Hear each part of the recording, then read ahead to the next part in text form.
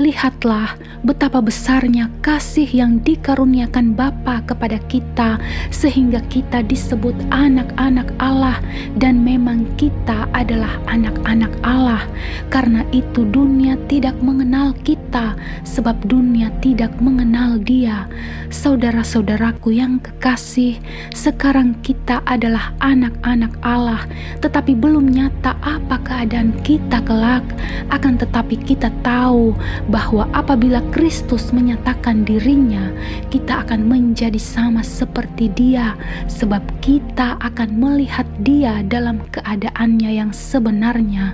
Setiap orang yang menaruh pengharapan itu kepadanya menyucikan diri sama seperti Dia yang adalah suci. Setiap orang yang berbuat dosa melanggar juga hukum Allah, sebab dosa ialah pelanggaran hukum Allah. Dan kamu tahu bahwa Ia telah menyatakan dirinya supaya Ia menghapus segala dosa, dan di dalam Dia tidak ada dosa.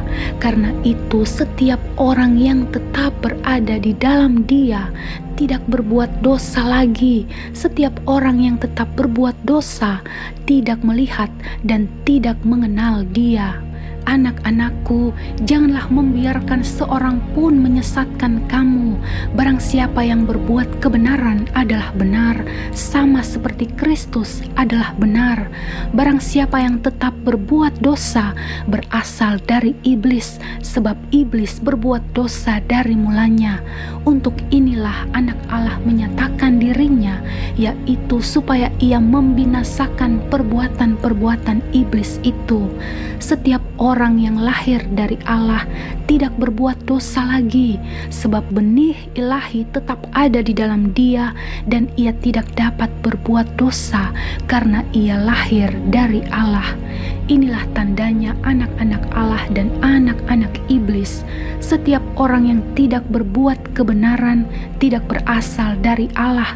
Demikian juga barang siapa yang tidak mengasihi saudaranya.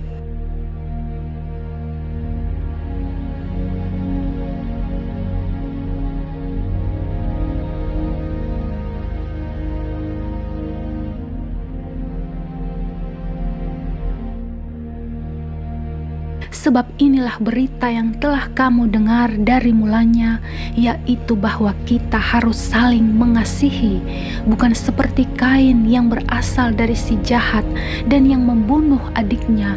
Dan apakah sebabnya ia membunuhnya? Sebab segala perbuatannya jahat dan perbuatan adiknya benar. Janganlah kamu heran, saudara-saudara, apabila dunia membenci kamu. Kita tahu bahwa kita sudah berpindah dari dalam maut ke dalam hidup, yaitu karena kita mengasihi saudara kita.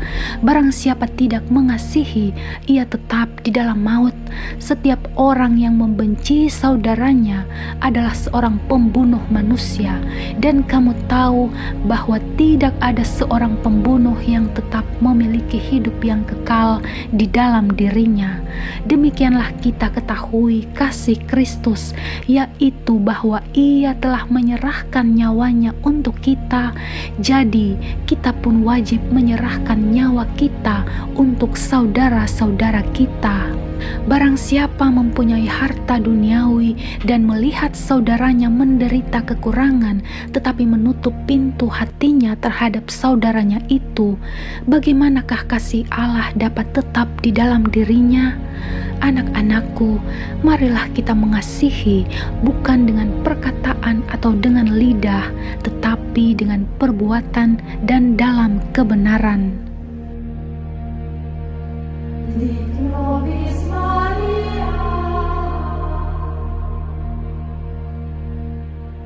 Demikianlah kita ketahui bahwa kita berasal dari kebenaran.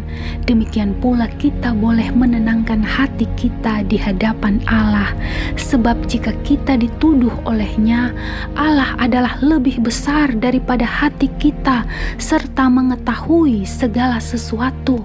Saudara-saudaraku yang kekasih, jikalau hati kita tidak menuduh kita, maka kita mempunyai keberanian percaya untuk mendekati diberkati Allah, dan apa saja yang kita minta, kita memperoleh daripadanya, karena kita menuruti segala perintahnya dan berbuat apa yang berkenan kepadanya. Dan inilah perintahnya itu, supaya kita percaya akan nama Yesus Kristus anaknya, dan supaya kita saling mengasihi sesuai dengan perintah yang diberikan Kristus kepada kita. Barang siapa menuruti segala perintahnya, ia diam di dalam Allah dan Allah di dalam dia. Dan demikianlah kita ketahui bahwa Allah ada di dalam kita, yaitu Roh yang telah Ia karuniakan kepada kita.